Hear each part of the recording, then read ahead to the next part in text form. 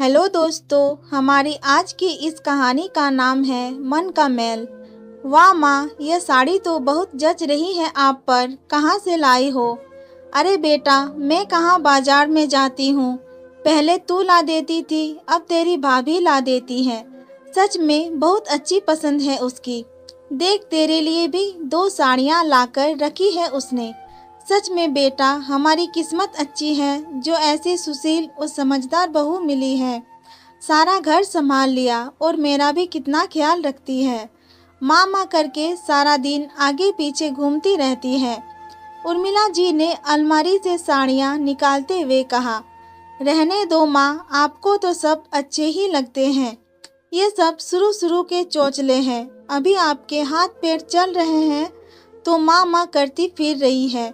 पता तो तब चलेगा जब सेवा करनी पड़ेगी। भगवान ऐसा क्यों करे कि मुझे सेवा की जरूरत पड़े। हाथ पैर तो चलते ही ठीक है ना बेटा। उर्मिला जी ने अपनी बेटी दिव्या की बात काटते हुए कहा। लेकिन दिव्या से अपनी भाभी की तारीफ सहन नहीं हो रही थी। उसने कहा, हाँ माँ, बहू को ज्यादा सर मत चढ़ाओ, नहीं तो कहीं लाड प्यार में अपनी चाबी मत पकड़ा देना, वरना बाद में आपको ही आंखें दिखाएगी। उर्मिला जी को समझ नहीं आ रहा था कि दिव्या ऐसा व्यवहार क्यों कर रही है। जब भी उसकी भाभी रोशनी का जिक्र आता तो वो चिढ़ जाती। रोशनी का किया हुआ कोई भी काम उसे पसंद नहीं आता था। जब कभी फोन पर भी दोनों माँ बेटी की बात होती तो दिव्या हमेशा अपनी भाभी के बारे में अपनी माँ को उल्टा ही सिखाती रहती थी। लेकिन उर्मिला जी एक समझदार औरत थी। अच्छे बुरे की पहचान उन्हें थी। उर्मिला जी समझती थी कि भाई भाभी से ही बेटियों का मायका बना रहता है। इसीलिए उन्होंने दिव्या को समझाने की कोशिश की। उन्होंने एक योजना बनाई। अब जब भी उर्मिला जी दिव्या से फोन पर बात करती तो अपनी बहू रोशनी की बुराई करती। वह कहती, बेटा तेरी भाभी तो मेरी कद्र ही नहीं करती, जब देखो तब बात बात पर झगड़ा करती रहती है। अब तो मेरा एक भी काम नहीं करती, यहाँ तक कि मेरे कपड़े भी नहीं धोती। ये सब सुनकर दिव्या बोली, देखो ना माँ, मैं कहती थी ना कि भाभी सिर्फ अच्छा होने का दिखावा करती है। कुछ दिनों तक तो दिव्या को भी अच्छा लगता था अपनी भाभी की शिकायतें सुनना। लेकिन जब उर्मिला जी कहती कि तेरी भाभी मुझे समय पर खाना पीना नहीं देती तो दिव्या को अपनी माँ के लिए बुरा भी लगता था। एक दिन दिव्या बोली, माँ आप भैया से क्यों नहीं कहती कि वह भाभी को समझाए, आखिर आप हमारी माँ है, उस घर की बड़ी है, आपका ख्याल रखना उनका फर्ज बनता है। आप कहे तो मैं भाभी से बात करती हूँ, उन्हें समझाने की कोशिश करती हूँ। उर्मिला जी बोली, लेकिन बेटा तू भी तो यही चाहती थी ना कि तेरी भाभी ऐसी ही हो जो रोज रोज मुझसे झगड़ा करे और मेरी सेवा ना करे। जब वो अच्छी थी तो भी तुझे उससे शिकायत थी, तूने कभी उससे सीधे मुंह बात नहीं की, तो अब किस हक से तू उसे समझाएगी।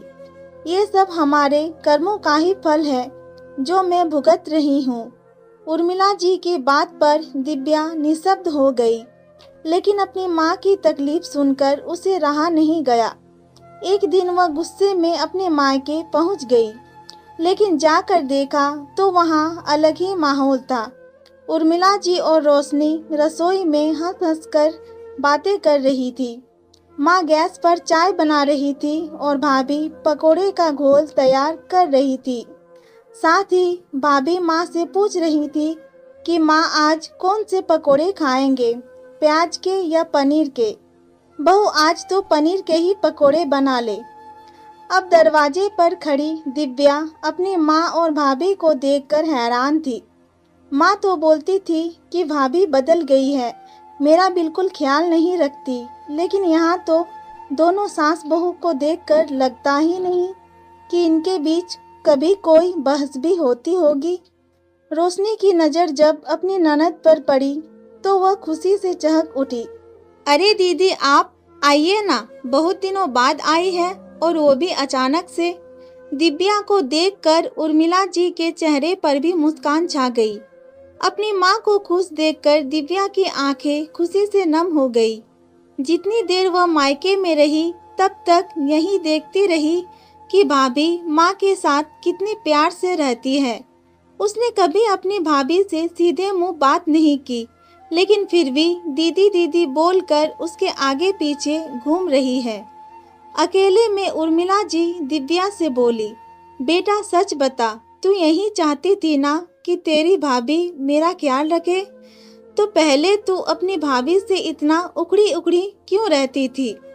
दिव्या बोली, माँ भाभी ने इस घर में आते ही आपके जीवन में और इस घर में मेरी जगह ले ली थी।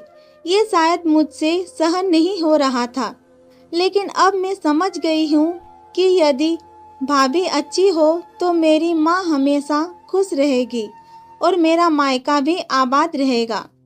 इस बार दिव्या ससुराल वापस जाते समय पहली बार अपनी भाभी के गले से लगी। उसकी आंखों से 2 बूंदें छलक उठी और उसके साथ ही मन का मैल भी बह गया। उसके मुंह से बस यही शब्द निकले, भाभी हमेशा ऐसे ही रहना। रोशनी भी अपनी ननद का स्नेह और स्पर्श पाकर खुश हो गई। दोस्तों, अगर वीडियो पसंद आया तो लाइक कीजिए, शेयर कीजिए एंड हमारे चैनल को सब्सक्राइब जरूर कीजिए। Thank you.